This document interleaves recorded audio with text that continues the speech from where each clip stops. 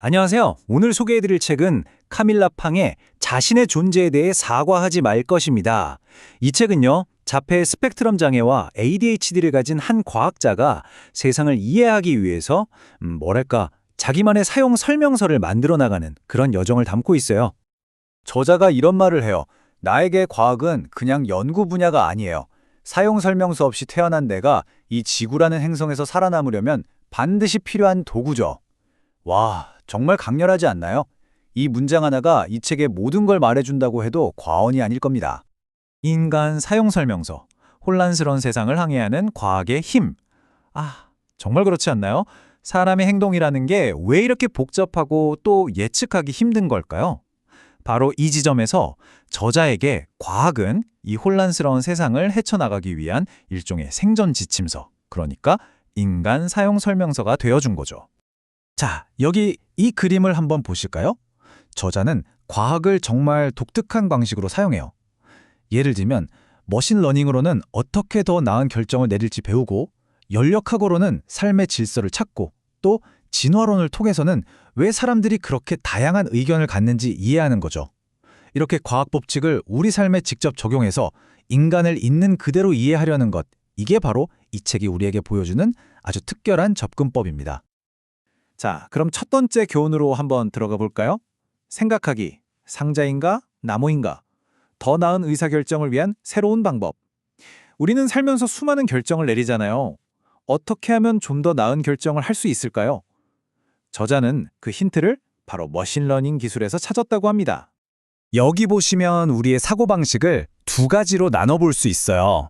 왼쪽은 상자 속 사고, 오른쪽은 나무처럼 생각하기예요. 딱 봐도 느낌이 오지 않으세요? 상자는 뭔가 정돈되어 있고 예측 가능하지만 동시에 우리를 가두는 느낌이죠. 반면에 나무는 어때요?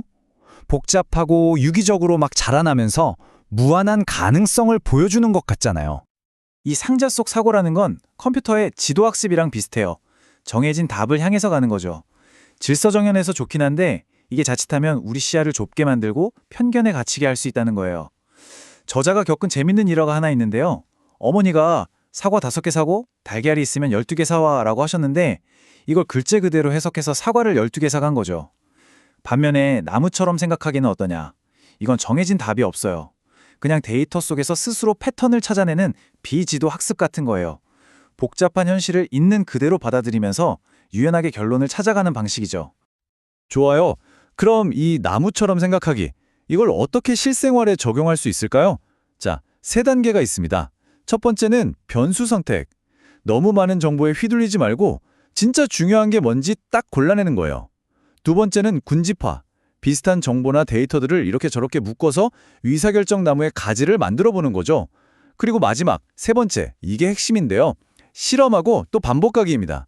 가설을 세우고 계속 시험해 보는 거예요. 그리고 만약 생각대로 안 되면 괜찮아요. 언제든 경로를 바꾸는 걸 두려워하면 안 됩니다. 여기서 중요한 태도는 증거를 절대적인 진리처럼 여기는 게 아니라 계속해서 테스트하고 검증해야 할 대상으로 보는 겁니다. 자, 이제 두 번째 교훈으로 넘어가 볼게요. 연결, 공감을 위한 3가지 렌즈. 이건 바로 인간관계와 공감에 대한 이야기입니다. 사실 이게 제일 어렵죠? 어떻게 하면 다른 사람의 세상에 조금 더 깊이 들어갈 수 있을까요? 저자가 겪었던 아주 가슴 아픈 일화가 하나 있어요. 데이트하던 상대방과의 이야기인데요. 저자에게는 정말 세상에서 가장 소중했던 우산이 있었는데 그게 부러진 거예요. 그때 상대방이 뭐라고 했냐면 유난 떨지 마, 그냥 우산이잖아 라고 했대요. 하지만 저자에게 그 우산은 단순한 우산이 아니었어요. 세상의 소음과 자극으로부터 자신을 지켜주던 방패막이자 수호신 같은 존재였던 거죠. 바로 이 지점이에요. 한 사람이 다른 사람에게 정말로 중요한 무언가를 이해하지 못할 때 관계에는 금이 가기 시작하는 거죠. 그래서 저자는 공감을 하기 위해서 3가지 과학적인 렌즈를 우리에게 제안합니다. 첫 번째는 모든 세포가 될 수 있는 줄기세포의 원리. 두 번째는 새로운 증거가 나올 때마다 믿음을 수정해 나가는 베이지 정리. 그리고 마지막 3번째는 흑백 논리에서 벗어나는 퍼지 논리입니다. 하나씩 살펴볼까요? 자, 첫 번째 렌즈는 바로 줄기세포입니다. 모든 인간관계는요, 마치 어떤 세포로든 변할 수 있는 배아줄기 세포처럼 아무것도 정해지지 않은 상태에서 시작한다는 거예요. 그러다 시간이 흐르고 함께하는 경험과 언어가 쌓이면서 점점 복잡하고 특별한 관계로 자라나는 거죠. 여기서 우리가 얻을 수 있는 교훈은 딱 두 가지예요. 첫째, 서로가 다르다는 걸 존중해야 한다. 둘째, 관계가 깊어지는 데는 시간이 걸린다는 걸 인정하고 좀 인내심을 가져야 한다는 것. 그리고 두 번째와 세 번째 렌즈는 불확실한 상황이나 갈등을 다루는 법에 대한 거예요. 먼저, 베이지 정리는 상대방에 대해 한번 내린 판단을 고집하는 게 아니에요. 상대의 새로운 말이나 행동 같은 증거가 나타날 때마다 그 사람에 대한 제 생각을 계속해서 업데이트하는 거죠. 이렇게 하면 편견에서 벗어나서 상대를 더 잘 관찰할 수 있게 돼요. 그리고 퍼지 논리, 이건 논쟁을 누가 이기나 하는 싸움으로 보지 말자는 거예요. 그 대신 마치 3D 테트리스 블록을 맞추듯이 함께 풀어야 할 문제로 보는 거죠. 누가 옳고 그르냐를 따지는 게 아니라 함께 최적의 해답, 그러니까 타협점을 찾아가는 아주 긍정적인 과정인 셈입니다. 가장 인간적인 언어, 과학이 자아 수용으로 가는 길. 자, 지금까지 여러 과학적인 모델들을 살펴봤는데요. 그럼 이 모든 것들이 궁극적으로 우리에게 말하려는 건 뭘까요? 어쩌면 과학이야말로 세상을 이해하는 가장 인간적인 방법이라는 조금은 역설적인 메시지일지도 모릅니다. 이 책이 말하는 과학은 절대로 차갑고 기계적인 도구가 아니에요.